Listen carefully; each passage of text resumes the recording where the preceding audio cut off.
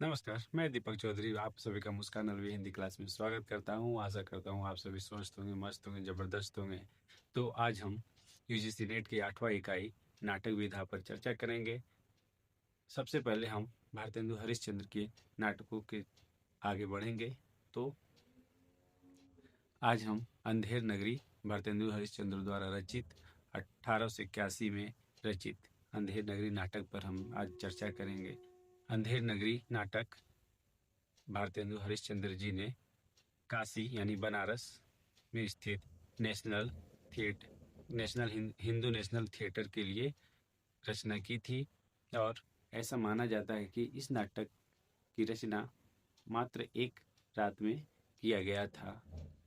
और इस नाटक में कहीं न कहीं हमें साफ साफ दिखाई देता है कि उस समय की सामाजिक एवं राजनीतिक व्यवस्था पर तीखा कटाक्ष किया गया है। साथ ही साथ उस समय की निरंकुश एवं विवेकहीन सत्ता पर प्रशासन पर भी तीखा व्यंग्य किया गया है। इस नाटक का विधा प्रहसन है, लेकिन साथ ही साथ इसमें सामाजिक एवं शासन व्यवस्था पर तीखा व्यंग्य भी किया गया है। तो चलिए हम आगे बढ़ते हैं और देखते हैं इस नाटक की विशेषताएं। तो चलिए आगे बढ़ते हैं। साथ ही आपको एक ज़रूरी सूचना, अगर आप किसी यूजीसी नेट से जुड़े किसी भी इकाई का आप बुक लेना चाहते हैं तो मात्र 99 रुपये में आप मंगा ले सकते हैं। आपको जिस भी इकाई का बुक चाहिए आप मात्र 99 रुपये में ले सकते हैं। यूजीसी नेट के लगभग सभी इकाई के बुक उपलब्ध हैं, आप मात्र 99 रुपये में ले सकते हैं।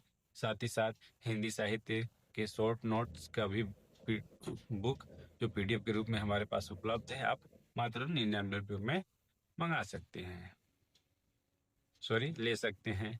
साथ ही साथ आप हार्ड कॉपी भी मंगा सकते हैं, जिनका मूल्य आप भिन्न भिन्न है। आप फ्री होम डिलीवरी के साथ अपने घर पर मंगा सकते हैं। आपको ऑर्डर करना है तो दिए गए कॉन्टैक्ट नंबर पर आप कॉन्टैक्ट कर अपने पते पर फ्री होम डिलीवरी के साथ बुक मंगा सकते हैं। अगर अभी तक आप हमारे व्हाट्सएप और टेलीग्राम चैनल से नहीं जुड़े हैं तो आप दिए गए कॉन्टैक्ट नंबर पर कॉन्टैक्ट करें, आपको व्हाट्सएप और टेलीग्राम ग्रुप से जोड़ दिया जाएगा। अगर आप हमारे यूट्यूब चैनल पर नए हैं तो सब्सक्राइब करना ना भूलें। तो सबसे पहले हम चलिए भारतेंदु हरिश्चंद्र के बारे में जान लेते हैं। भारतेंदु हरिश्चंद्र अंधेर नगरी नाटक के लेखक हैं, जिनका जन्म 9 सितंबर 1850 काशी में हुआ था, जिनकी मृत्यु 6 जनवरी 1885 में हुई। मात्र 35 वर्ष, पूरा 35 वर्ष भी नहीं हुआ था, लेकिन इनकी जीवन हिंदी साहित्य के लिए अमूल्य जीवन रहा। उन्होंने बहुत अधिक योगदान अपने हिंदी साहित्य में दिया है और उपाधि के रूप में हम देख सकते हैं आधुनिक हिंदी साहित्य के इन्हें जनक भी माना जाता है। सोचिए साल के उम्र तक के मात्र 35 साल की उम्र तक ही ये जिए, लेकिन इन्हें आधुनिक हिंदी साहित्य का जनक कहा जाता है। कितने बड़े व्यक्तित्व रहे होंगे। योगदान इनका पत्रकार, नाटककार, कवि, समाज सुधारक आदि के रूप में रहा। इनकी प्रमुख कृतियाँ अंधेर नगरी, भारत दुर्दशा, भारत जीवन, प्रेम माधुरी आदि हमें देखने को मिलती हैं। तो चलिए अब हम माफ करिएगा, अंधेर नगरी की भूमिका को एक बार अच्छे से पढ़ते हैं और समझते हैं, जिसमें भारतेंदु हरिश्चंद्र जी लिखते हैं। सज्जनों, प्रस्तुत नाटक अंधेर नगरी हमारे समाज की उस विसंगति का रूपक है जिसकी झलक चारों दिशाओं में विद्यमान है। समाज में जहाँ न्याय, नीति और विवेक का स्थान होना चाहिए, वहाँ उल्टे मूर्खता, अंधविश्वास और भ्रष्टाचार का बोलबाला दिखाई देता है। इसलिए इस रचना में उस समय की व्यंग्यात्मक छाया को प्रकट किया गया है, जिससे जनता अपनी दुर्बलताओं का दर्पण साक्षात्कार करे। यह नाटक किसी एक नगर या एक राजा की कथा नहीं, बल्कि संपूर्ण समाज की स्थिति का दर्पण है। अंधेर नगरी उस देश का प्रतीक है जहाँ मूल्य की कोई प्रतिष्ठा नहीं है। अधिकारी अज्ञानी और जनता अविवेकी हो जाती है। चौपट राजा उस शासक वर्ग का प्रतिनिधि है जो राजसत्ता को खेल तमाशा समझ बैठता है और जनता के दुख दर्द पर हंसता है। इस नाटक में राजा स्वयं न्याय का पालन न कर अपनी मूर्खता पर नंगा रूप प्रस्तुत करता है और यही सामाजिक व्यंग्य के मूल में निहित है। गुरु और चेले के संवाद इस नाटक की आत्मा है। गुरु विवेक, नैतिक और प्रभुत्वता का स्वर है, वहीं चेला सामान्य मानव की लोभपूर्ण वृत्ति का प्रतीक है, जो थोड़े से लाभ के लिए अपनी बुद्धि को गिरवी रख देता है। जैसा कि हम आज के चुनाव में हम साफ साफ देख सकते हैं कि चुनाव से पहले किस प्रकार राजनेताओं द्वारा फ्री दिया जाता है। उस लालच में जनता अपना बहुमूल्य वोट बिना सोचे समझे दे देते हैं, फिर 5 सालों के लिए राजनेता मजे लेते हैं और सामान्य जनता बेसिक जरूरतों के लिए दर दर रोड पे भटकती रहती है। आज भी मनुष्य इसी लोभवंश अनेक संकटों में फंस जाता है। नाटक में गुरु यही चेतावनी देता है कि लोभ का फल सदा अनर्थ ही होता है। टके सिर भाजी टके सिर खाजा जैसी संवाद केवल हास्य नहीं, बल्कि सामाजिक अव्यवस्था का कठोर व्यंग्य है। जिस समाज में सभी वस्तुओं का एक ही मूल्य हो जाए, वहाँ श्रम, कौशल, गुणवत्ता और व्यवस्था सबका अर्थ समाप्त हो जाता है। यह अव्यवस्था आगे चलकर राजकाज के पतन और समाज में अराजकता को जन्म देती है। फांसी का प्रसंग नाटक की चरम विडंबना है, जहाँ निर्दोष को दंड मिलता है और राजा शक्ति के मद में इतना डूब जाता है कि स्वयं विनाश की ओर बढ़ता है। यह दृश्य पाठक को न केवल हंसाता बल्कि सोचने पर भी मजबूर करता है कि अंधविश्वास और अविवेक की परिणति कितनी भयावह हो सकती है। हमारे देश में जब तक शासन विवेकशील न हो जाए, जनता सजग न हो और समाज नैतिक आधारों पर न टिका हो, तब तक अंधेर नगरी की छाया दूर नहीं हो सकती। इस नाटक का उद्देश्य यही है कि पाठक हंसे भी, सोचे भी और समाज की कुरीतियों को पहचान कर उनसे बचने का प्रयास करें। अतः यह नाटक मात्र मनोरंजन का साधन नहीं, बल्कि सामाजिक सुधार का एक सशक्त माध्यम है। इसमें छिपे संदेश आज भी उतने ही प्रासंगिक हैं जितने भारतेंदु के समय थे, क्योंकि जहाँ अंधकार फैले वहाँ कोई न कोई दीपक अवश्य जलाना पड़ता है। और इस नाटक का उद्देश्य उसी दीपक को मन में प्रज्वलित करना है। अंधेर नगरी नाटक का कथासार। नाटक की कथा गुरु और उसके 2 चेलों से प्रारंभ होती है। इस नाटक का शुरुआत होता है एक गुरु होते हैं और उनके 2 चेले रहते हैं। गुरु सांसारिक लोभ मोह माया से बचने की शिक्षा देते हैं, परंतु एक चेला लोभवश किसी समृद्ध नगर की खोज में निकल पड़ता है। क्या था? गुरु हमेशा अपने चेलों को या अपने शिष्यों को यह शिक्षा देते रहते थे कि लोभ माया में ना पड़े, सांसारिक भौतिक वस्तुओं की लोभ माया में ना पड़े। लेकिन एक चेला ऐसा था, उनकी बातों को तो सुनता था लेकिन उन पर गौर नहीं करता था, ध्यान नहीं देता था, जिसके कारण वह एक समृद्ध नगर की खोज में निकल पड़ता है ताकि वहां से वह अधिक से अधिक धन प्राप्त कर सके और साथ ही वहां से खाने की वस्तुएं मिल सके और वह आराम का जिंदगी जी सके और व्यापन कर सके। लेकिन भटकते भटकते वह एक अजीब नगर पहुंचता है। वो क्या करता है, चेला एक समृद्ध नगर की खोज में जाता है। उस समृद्ध नगर की खोज में भटकते भटकते एक ऐसी जगह पहुंचता है जहां हर वस्तु का मूल्य समान होता है, जहां भाजी से लेकर मिठाई सभी का मूल्य 1 टका रहता है। टके सिर भाजी टके सिर खाजा। यह देखकर चेला अत्यंत प्रसन्न हो जाता है और सोचता है कि यह नगर सुख सुविधा का सागर है, अतः यहीं बस जाना चाहिए। गुरु उसे रोकते हैं पर वह लोभ में अंधा वो अपनी ही मर्जी पर अड़ा रहता है। जब वह देखता है कि यहाँ पर टके सिर भाजी भी है, टके सिर खाजा भी है, महंगी से महंगी वस्तु का भी मूल्य बहुत कम है, ऐसा नगर मुझे और कहीं नहीं मिल सकता। यहाँ मैं जरा सा भिक्षा लेकर मैं आराम से अपना जिंदगी यापन कर सकता हूँ। इसलिए वह उसी नगर में ठहरने का निश्चय कर लेता है। गुरु उसे मनाते हैं कि ऐसा नगर में रहना खतरे से खाली नहीं है, लेकिन वह उनकी एक न सुनता है और वह अपने लोभ के कारण वहीं रह जाता है। इस नगर का शासन बिल्कुल अव्यवस्थित, राजा मूर्ख, अंधविश्वासी और चंचल बुद्धि का है।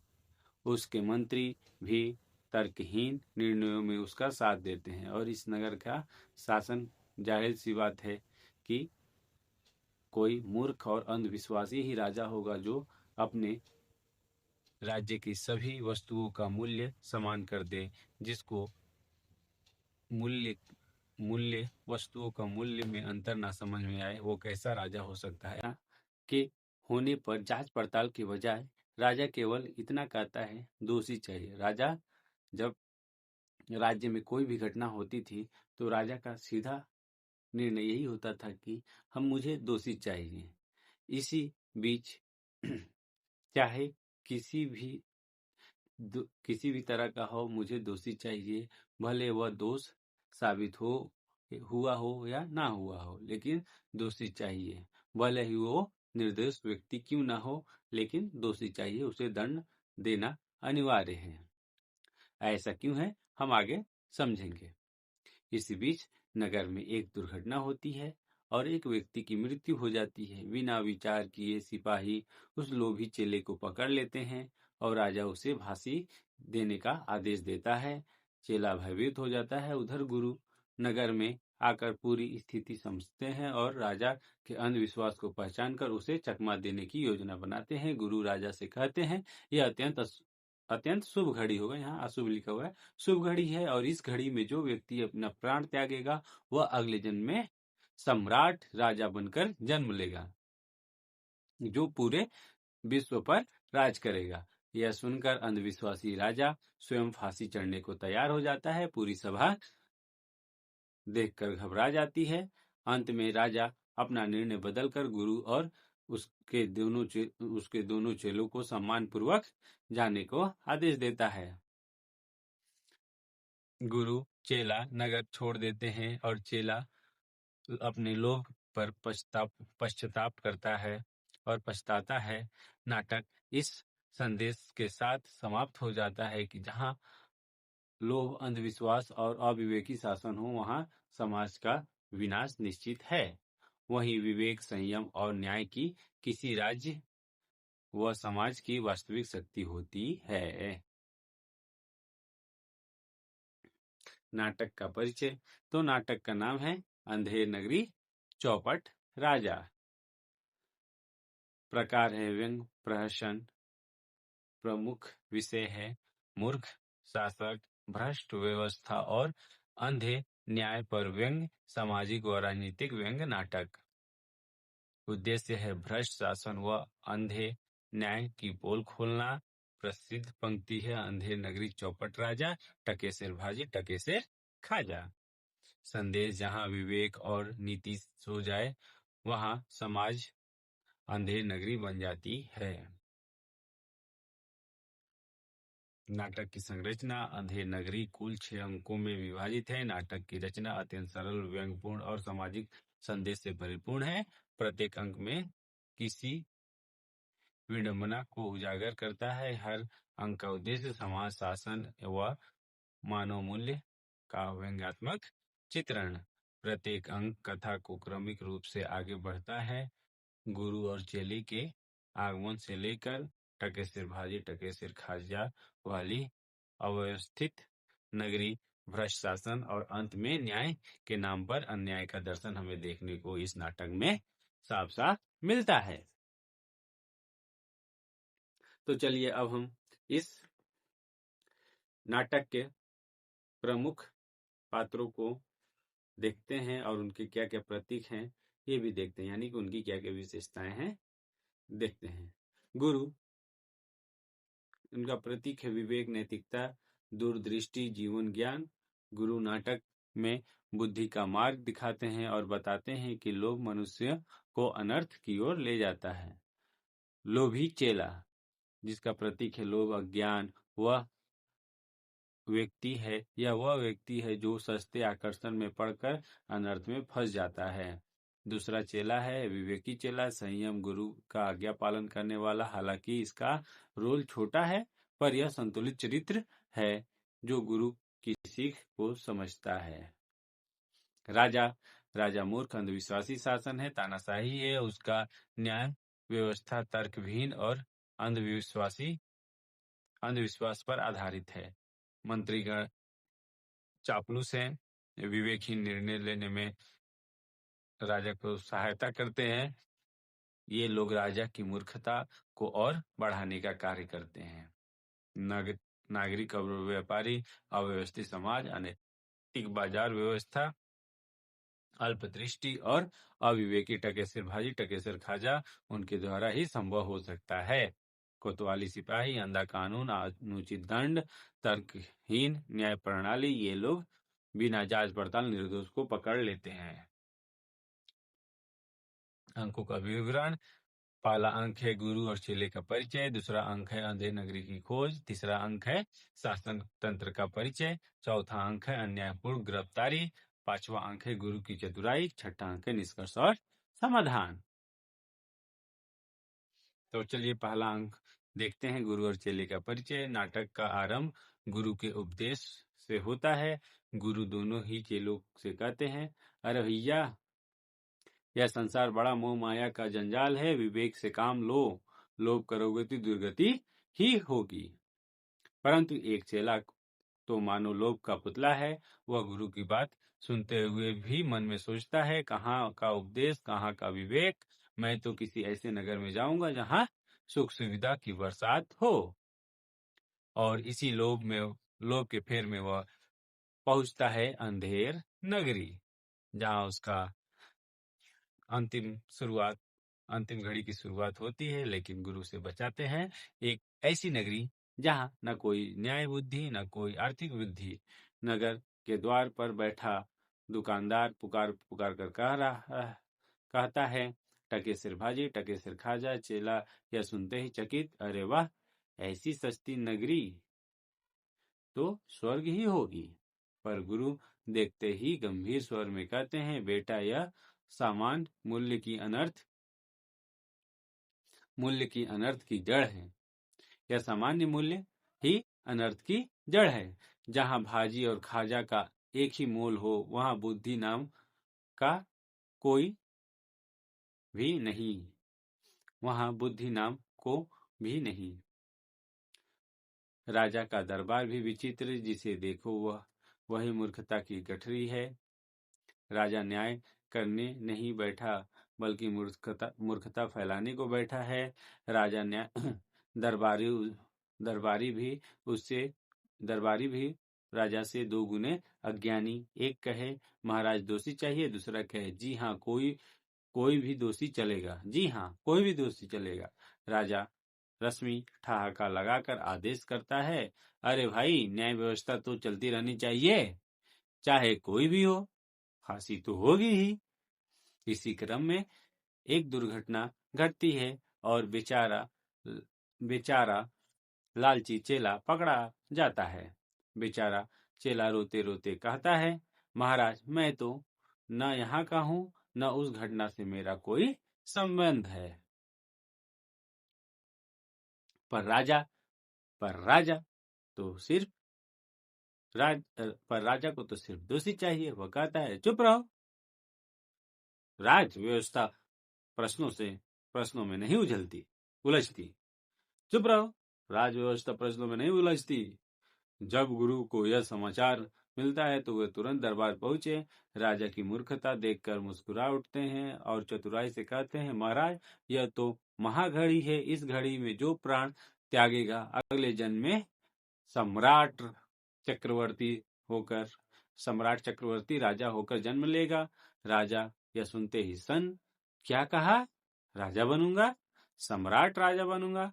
यह देखते देखते स्वयं फांसी पर चढ़ने को तैयार हो जाता है। दरबारी हड़बड़ा जाते हैं, महाराज, यह क्या कर रहे हैं? राजा कान बंद करते हुए, अरे हटो, यह तो बड़ा सौभाग्य है। यह तो बड़ा सौभाग्य है। गुरु और चेला दोनों को छोड़ दिया जाता है। द्वार पर पहुंचकर गुरु चेले से कहते हैं, देखा बेटा, लोभ का अंत कैसे होता है। जहाँ विवेक न रहे, न्याय न रहे और अंधविश्वास ही राज्य का आधार हो, वहाँ सारा नगर ही अंधेर नगरी है। तो चलिए अब हम अंक 2 की ओर बढ़ते हैं। अंधेर नगरी की खोज। अंक द्वितीय में लोभी चेला गुरु की आज्ञा से विमुख होकर भटकता भटकता एक विचित्र नगर में पहुंचता है। नगर के द्वार पर ही उसे बड़ा अनोखा दृश्य दिखाई देता है। दुकानों पर भीड़ लगी हुई है और हर तरफ एक ही पुकार सुनाई देती है, टके सिर भाजी, टके सिर खाजा। चेला वहीं देखकर दंग। वह तो उसके लिए तो सारा सुख उसी नगरी में दिखने लगता है। उसकी आंखों में लोभ का चमक उठता है, मानो स्वर्ग के द्वार खुल गए हों। चेला इतना मनमोहित हो जाता है कि गुरु की चेतावनियों को स्मरण तक नहीं करता। वह निर्णय लेता है कि यही नगरी उसके लिए उत्तम है। यहाँ सस्ते से सस्ता और बढ़िया से बढ़िया सब कुछ मिल रहा है, भला इससे बढ़कर सुविधा कहाँ होगी। यह अंक बड़े ही तीव्रता से दर्शाता है कि कैसे मनुष्य लोभ में अंधा हो जाता है और सतही दुखों सतही सुखों को देखकर वास्तविकता को पहचान नहीं पाता। अविवेकपूर्ण बाजार व्यवस्था, समाज की अल्पदृष्टि और मनुष्य की लोभी प्रवृत्ति, इन तीनों पर भारतेंदु ने तीखा व्यंग किया है। अतः हम देख सकते हैं कि हम भी कहीं न कहीं त्वरित यानी छोटे छोटे सुखों के लिए हम अपना बड़ा सुख का त्याग करते हैं और उन छोटे छोटे सुखों के कारण हम भी कहीं न कहीं अपने बहुमूल्य समय गवा देते हैं। बहुमूल्य समय को गवाते हैं और व्यर्थ की चीजों में हम फंसकर रह जाते हैं। अंक 3 शासन तंत्र का परिचय। अंक तृतीय में अंधेर नगरी का शासन तंत्र अपने वास्तविक रूप में प्रकट होता है। नगर का राजा ऐसा मानो विवेक और न्याय उससे कोसों दूर हो। वह असाधारण रूप से मूर्ख और अंधविश्वासी और बालचित का स्वभाव रखता है, जिसे तर्क नहीं मनमानी चाहिए। राजा के चारों ओर बैठे मंत्री और कर्मचारी भी उसी ढर्रे के हैं। न ज्ञान, न नीति, न शासन की समझ, बस महाराज की हर बात पर जी महाराज कह देने से ही अपनी विद्वता समझते हैं। यानी कि एकदम आज के चाटुकार उस समय के इस कहानी के मंत्रीगण और आज के चाटुकार समान, सभी मिलकर ऐसी व्यवस्था शासन व्यवस्था खड़ी करते हैं जिसमें नियमों की जगह अविवेक और न्याय की जगह हास्यास्पद आदेशानुमा निर्णय चलते हैं। राजा के दरबार में किसी के दोषी या निर्दोष की जांच नहीं की जाती। मामला चाहे कितना भी छोटा हो, दुर्घटना हो या अनहोनी, राजा का एक ही फरमान होता है। राजा का एक ही फरमान होता है कि दोषी चाहिए, अर्थात कोई न कोई दंड पाए, चाहे वह असली का अपराधी हो या चलते राह पकड़ लिया गया कोई निरपराध व्यक्ति। यह न्याय नहीं बल्कि न्याय के नाम पर अत्याचार का नग्न रूप है, जो कि उस समय की शासन व्यवस्था पर यहाँ पर भारतेंदु हरिश्चंद्र तीखा व्यंग्य करते हैं कि एक ऐसा शासन जहाँ बुद्धि पर ताला लगा है और विवेक का कोई स्थान नहीं। न्याय प्रणाली की यह विचित्रता पर पूरे नाटक का केंद्रीय व्यंग बन जाती है, जिससे यह स्पष्ट होता है कि जिस राज्य में मूर्खता शासन का आधार हो, वहाँ समाज का पतन अनिवार्य है। तो चलिए अब हम अंक 4 की ओर बढ़ते हैं। अन्यायपूर्ण गिरफ्तारी। अंक चतुर्थ में अंधेर नगरी की अव्यवस्थित और क्रूर न्याय प्रणाली अपने चरम पर पहुंच जाती है। अंधेर नगरी में एक साधारण सी दुर्घटना घटती है, एक व्यक्ति की मृत्यु हो जाती है। नगर में कैसे हुई, किसके कारण हुई, कौन दोषी है, इन सब बातों की न तो कोई जांच होती है और न ही किसी प्रकार का विचार विमर्श।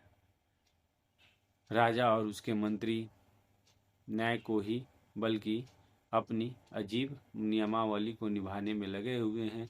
दरबार में बस एक ही वाक्य गूंजती है, राष्ट्र की मर्यादा के लिए दोषी चाहिए, राष्ट्र की मर्यादा के लिए दोषी चाहिए। और इसी विचित्र आदेश के अंतर्गत बेचारा लोभी चेला पकड़ा जाता है।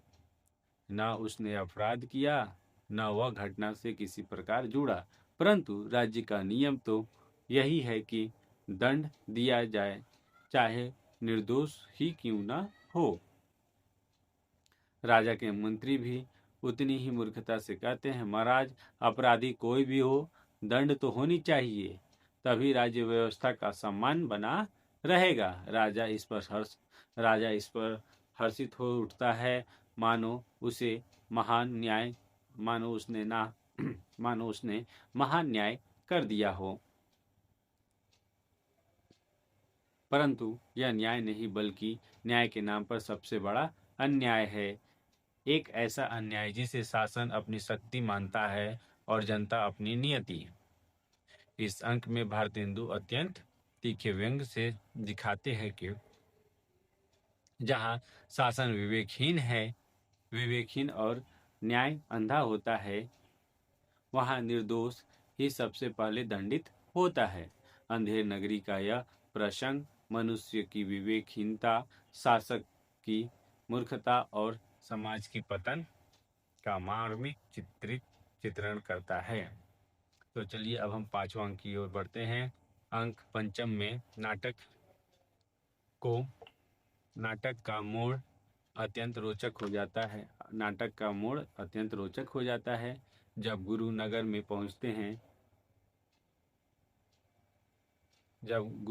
पहुंचते हैं और अपने लोभी चेले की दुर्दशा देखते हैं, तो वे समझ जाते हैं कि यह नगर मात्र अंधेर का निवास है, जहां न्याय के स्थान पर मूर्खता और शासन के स्थान पर अंधविश्वास का राज है। गुरु निश्चय करते हैं कि इस मूर्ख शासन व्यवस्था को उसी की भाषा में उत्तर देना चाहिए। वे राजा के दरबार में पहुंचकर गंभीर स्वर में कहते हैं, महाराज आज की घड़ी अत्यंत शुभ है। यहाँ शुभ होगा, अशुभ लिखा हुआ है, लेकिन यहाँ शुभ होगा। इस घड़ी में जो भी प्राण त्यागेगा वह अगले जन्म में महान राज्याधिपति बनकर जन्म लेगा। वह दुर्लभ अवसर की साधारण व्यक्ति नहीं मिलना यह दुर्लभ अवसर किसी साधारण व्यक्ति को नहीं मिलना चाहिए। राजा जो पहले ही भय और अंधविश्वास में डूबा हुआ है, गुरु की बात सुनते ही कांप जाता है। उसकी आंखों में लोभ का ऐसा तेज चमकता है कि उचित अनुचित का विचार एक पल में तिरोहित हो जाता है। वह उत्साह से भर कर कहता है, अरे ऐसी अरे यदि ऐसी सौभाग्य की घड़ी में ही इस घड़ी में ही उपलब्ध है हो सकता है तो फांसी चढ़ने का अधिकार माफ करिएगा। अरे यदि ऐसा सौभाग्य इस घड़ी में उपलब्ध हो सकता है तो फांसी पर चढ़ने का अधिकार सिर्फ मेरा है और किसी का नहीं। मंत्रीगण विस्मित, पर उनकी बुद्धि भी राजा की भांति सुस्त। कोई कहता है, महाराज यह क्या कर रहे हैं, तो कोई कहता है महाराज यह क्या कर रहे हैं। परंतु राजा अंधविश्वास में इस प्रकार बंध चुका है कि उसे अपनी मृत्यु में भी भविष्य का राज्य दिखने लगा। अंधविश्वास और लालच में इतना डूब जाना जाता है कि अब स्वयं अपनी मृत्यु की ओर दौड़ पड़ता है। गुरु की चतुराई, राजा की मूर्खता और पूरी व्यवस्था की हास्यास्पदता, यह सब एक साथ मिलकर अंधेर नगरी की वास्तविक रूप उजागर करते हैं। यही वह बिंदु है जहां भारतेंदु लिखते हैं, अज्ञानी शासक का भय और लोभ स्वयं उसके विनाश का कारण बनती है। तो चलिए अब हम निष्कर्ष और समाधान की ओर बढ़ते हैं। अंक षष्टम में अंधेर नगरी की अविवेकी शासन व्यवस्था अपने ही जाल में उलझ जाती है। राजा जो अब तक दूसरों को दंड देने में ही अपनी सत्ता का प्रदर्शन करता था, गुरु की चतुराई और अपने अंधविश्वास में ऐसा फंस जाता है कि उसे अपनी ही मृत्यु शुभ और सौभाग्यदायक प्रतीत होने लगती है। जैसे ही राजा फांसी पर चढ़ने का विचार करता है, दरबार में हलचल मच जाती है। मंत्रीगण और सैनिक घबराकर उसे रोकने का प्रयत्न करते हैं, परंतु राजा अपने भ्रम में इतना डूब चुका है कि उन्हें सुनने को भी तैयार नहीं है। उसी क्षण गुरु अत्यंत शांत, गंभीर और स्वयं स्वर में कहते हैं, महाराज अभी भी समय है। शासन का धर्म प्रजा की रक्षा है। शासन का धर्म प्रजा की रक्षा है, आत्मनाश नहीं। विवेकहीन निर्णय से राज्य की मर्यादा का ह्रास होगा। राजा गुरु की शब्दों से विचलित होता है और धीरे धीरे उसकी मूर्खता का पर्दा हटने लगता है। वह समझ जाता है कि जिस चेला को वह दंडित करने जा रहा था वह न केवल निर्दोष है बल्कि उसका दोष भी किसी घटना से संबंध नहीं।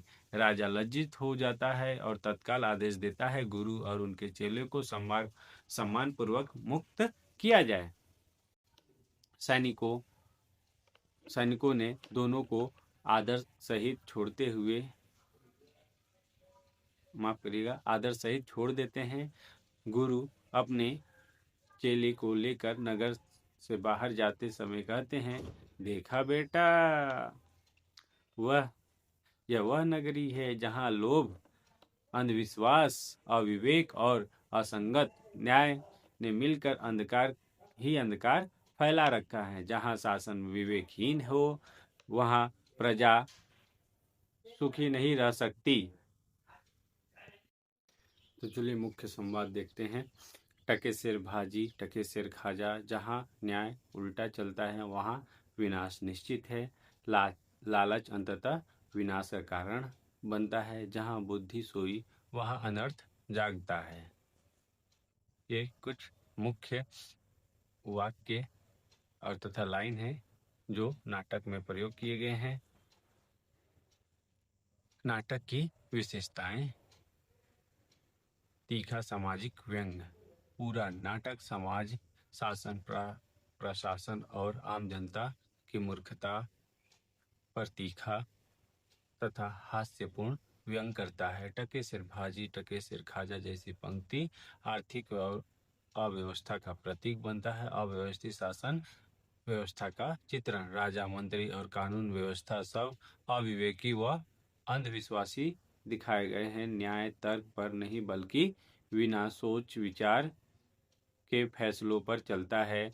सरल सहज और जीवंत भाषा नाटक में खड़ी बोली का सरल बोलचाल वाला प्रयोग है। संवाद छोटे स्पष्ट और प्रभावशाली है जो दर्शकों पाठकों को सीधे प्रभावित करते हैं। चरित्रों का परिकात्मक प्रतीकात्मक स्वरूप। गुरु विवेक और ज्ञान, चेला लोभ व अल्पदृष्टि, जैसे कि हमने पहले भी इनको पढ़ चुके हैं। हास्य व्यंग की तीव्रता इसमें देखने को मिलती है। नाटकीय और प्रभावी कथानक भी देखने, जहाँ कहानी तेज गति से आगे बढ़ता है और प्रत्येक अंक में नया मोड़ लाता है। गुरु की चतुराई, राजा का अंधविश्वास नाटक को अत्यंत नाटकीय बनाता है। नैतिक संदेश, जहाँ लोभ अंधविश्वास और अविवेक हो वहाँ समाज और शासन का पतन निश्चित है। आधुनिक हिंदी नाट्य परंपरा की आधारशिला। अंधेर नगरी आधुनिक हिंदी नाटक की प्रारंभिक और महत्वपूर्ण स्तंभ है। भारतेंदु ने इसे लिखकर सामाजिक राजनीतिक व्यंग्य नाटकों का दिशा निर्धारित की है। तो चलिए अब हम इस नाटक में नारी और सामाजिक पीड़ा को देखते हैं। अंधेर नगरी में प्रत्यक्ष स्त्री पात्र न होने पर भी स्त्री व्यथा का गहरा संकेत हमें देखने को मिलता है। भारतेंदु हरिश्चंद्र के नाटक अंधेर नगरी में भले ही प्रत्यक्ष रूप से कोई स्त्री पात्र उपस्थित न हो,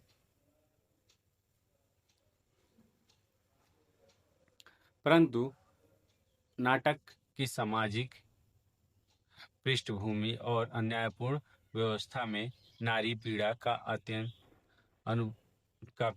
का अनुभूति स्पष्ट रूप से निहित है। नाटक की कथा मूक जनता के माध्यम से समाज की प्रतिनिधि करती है और उसी समाज में स्त्री का स्थान स्वाभाविक रूप से सबसे अधिक असुरक्षित और पीड़ित माना गया। प्रत्यक्ष पात्र नहीं पर स्त्री स्थिति का संकेत हमें देखने को मिलता है। मूक जनता में स्त्री की असहायता भी देखने को मिलता है। नाटक की मूक जनता जो उत्पीड़ित है, डरती है, आवाज नहीं उठा पाती। उनकी पीड़ा नाटक की हर घटना में अनकही आवाज की तरह गूंजती है। कानून की अराजकता स्त्रियों की सुरक्षा और सम्मान के लिए सबसे बड़ा खतरा बनकर सामने आती है। अव्यवस्थित न्याय व्यवस्था का प्रभाव स्त्रियों पर राजा का नीति दोषी चाहिए ऐसे शासन का संकेत, जहां किसी भी वर्ग विशेषकर नारी का संरक्षण असंभव है। जब निर्दोष पुरुष तक दंड पा रहा है तो समाज की कमजोरियों से घिरी स्त्री की स्थिति का अनुमान लगाया जा सकता है। स्त्री की व्यथा का निहित प्रतीकात्मक रूप है सामाजिक, जिसे हम पहले पढ़ चुके हैं। तो गुरु विवेक जो समाज को सही दिशा देता है पर समाज उससे दूर है। इन प्रतीकों में स्त्री की स्थितियों का संकेत छुपा हुआ है। सामाजिक यथार्थ की वो संकेत भारतेंदु युग के सामाजिक वातावरण में नारी की दशा स्वतः ही एक गंभीर प्रश्न थी। इस नाटक में प्रत्यक्ष स्त्री चित्रण न होने पर भी पूरी व्यवस्था की मूर्खता और पतनशीलता यह स्पष्ट करती है कि सबसे अधिक मार स्त्री वर्ग पर ही पड़ती है। निष्कर्ष, अंधेर नगरी नारी व्यथा को प्रत्यक्ष रूप से प्रस्तुत नहीं करता, परंतु अन्यायपूर्ण शासन, अव्यवस्थित समाज और मूक जनता की पीड़ा के माध्यम से नारी की असहायता और सामाजिक दुख का गहरा संकेत हमें देखने को मिलता है। सामाजिक विडंबना। अंधेर नगरी में भारतेंदु हरिश्चंद्र ने समाज की उस गहरी विडंबना को उजागर किया जिसमें अन्याय का बोझ हमेशा कमजोर वर्ग पर ही पड़ता है। नाटक में प्रत्यक्ष रूप से स्त्रियां, गरीब या श्रमिक पात्र नहीं दिखते, परंतु परिस्थितियों का निर्माण हमें स्पष्ट संकेत देते हैं कि अन्यायी शासन व्यवस्था में सबसे अधिक पीड़ा इन्हीं वर्गों को झेलनी पड़ती है। कमजोर वर्ग को दंड, शक्तिशाली वर्ग सुरक्षित। नाटक की सबसे बड़ी विडंबना यह है कि राजा और मंत्री अपनी मूर्खता और अविवेक से मुक्त हैं। दंड मिलता है निर्दोष असहाय व्यक्ति को, जैसे लोभी चेला जो न अपराधी है न दोषी। यह दिखाता है कि ऐसे समाज में शासन की गलतियों का खामियाजा गरीब निर्बल वर्ग को ही भुगतना पड़ता है। स्त्री, गरीब और श्रमिक वर्ग की अनकही पीड़ा। यद्यपि इस नाटक में प्रत्यक्ष रूप से स्त्री या श्रमिक पात्र नहीं है, पर मूक जनता का चित्रण पढ़ते समय यह सहज समझ आता है कि स्त्री सबसे असुरक्षित, गरीब सबसे अधिक पीड़ित, श्रमिक सबसे अधिक शोषित होते हैं। इनकी यातना नाटक में अंतर्निहित है, क्योंकि अंधेर नगरी जैसे समाज में सुरक्षा और न्याय की संभावना ही समाप्त हो जाती है। प्रशासनिक अविवेक का प्रभाव कमजोर वर्ग पर। राजा की तर्कहीन नीति दोषी चाहिए सबसे बड़ा सामाजिक व्यंग्य है। दोषी चाहिए चाहे कोई भी हो। ऐसी व्यवस्था में सशक्त वर्ग की कानून से बच निकलता है और कमजोर वर्ग बलि का बकरा बन जाता है। यह वास्तविक समाज की उस विडंबना को दिखाता है जहां शोषित वर्ग हमेशा उत्पीड़न का पहला लक्ष्य होता है। नाटक का सामाजिक संदेश। भारतेंदु यह स्पष्ट करना चाहते हैं कि जहां शासन मूर्ख, अंधा और भ्रष्ट होता है, तो समाज का सबसे कमजोर वर्ग सबसे पहले कुचला जाता है। यह विडंबना केवल नाटक ही नहीं बल्कि वास्तविक भारतीय सामाजिक संरचना का भी तीखा प्रतिबिंब है। निष्कर्ष के रूप में अंधेर नगरी की सामाजिक विडंबना यह दर्शाती है कि अन्यायपूर्ण व्यवस्था हमेशा से ही गरीब, स्त्री, श्रमिक और निर्बलों को ही अपनी शिकार बनाती है। इस प्रकार नाटक की सामाजिक असमानता और कमजोर वर्ग के शोषण पर गहरा व्यंग्य प्रस्तुत करता है। लेखक का उद्देश्य रहा कि अव्यवस्थित शासन तंत्र की आलोचना करना, समाज को लोभ से सावधान करना। वो अपने चेले के माध्यम से समाज को लोभ से सावधान करना चाहते हैं। अंधविश्वास और अविवेक पर प्रहार करते हैं। राजा का अंधविश्वास दिखलाकर लेखक यह बतलाना चाहते हैं कि अविवेक और अंधविश्वास का शासन समाज का विनाश करता है। विवेकपूर्ण सोच ही सच्ची प्रगति का आधार है।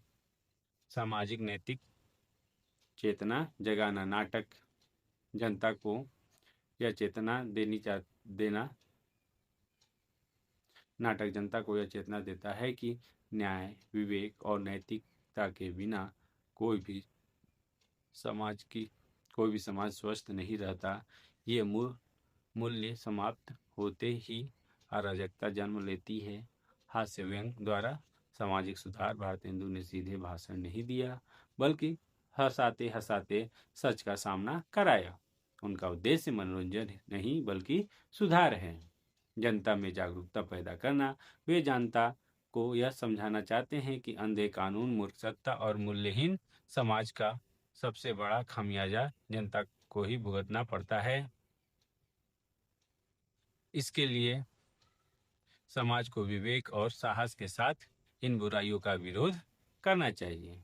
निष्कर्ष के रूप में लेखक का उद्देश्य है, हम देख सकते हैं कि लेखक का उद्देश्य सामाजिक और राजनीतिक अव्यवस्थाओं को उजागर करना, लोभ और अंधविश्वास से सावधान कराना तथा विवेक, न्याय और नैतिकता को समाज का मूल आधार बनाना। चलिए अब हम इस नाटक का साहित्यिक महत्व देखते हैं। अंधेर नगरी का साहित्यिक महत्व अत्यंत व्यापक और आधुनिक हिंदी साहित्य में इसे महत्वपूर्ण मील का पत्थर माना जाता है। भारतेंदु हरिश्चंद्र ने इस नाटक के माध्यम से हिंदी नाटक की एक आधुनिक धारा को दिशा दी है। सरल, सहज और बोलचाल की खड़ी बोली में व्यंग, हास्य और सामाजिक यथार्थ को प्रस्तुत करना उस समय की नवीन प्रयोग था।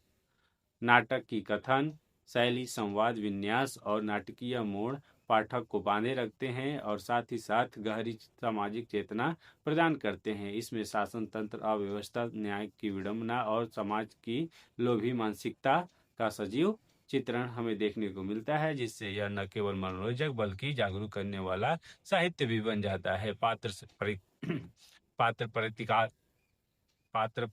प्रतीकात्मक है, जिससे नाटक लोक व्यवस्था और जनजीवन दोनों का प्रतिनिधि बन जाता है। अंधेर नगरी व्यंग्य नाटक की परंपरा में आधारशिला स्थापित करता है और हिंदी नाटक की आधुनिक रूप, सामाजिक उद्देश्य और प्रभावी अभिव्यक्ति प्रदान करता है। इस प्रकार यह रचना न केवल साहित्यिक सौंदर्य से समृद्ध है बल्कि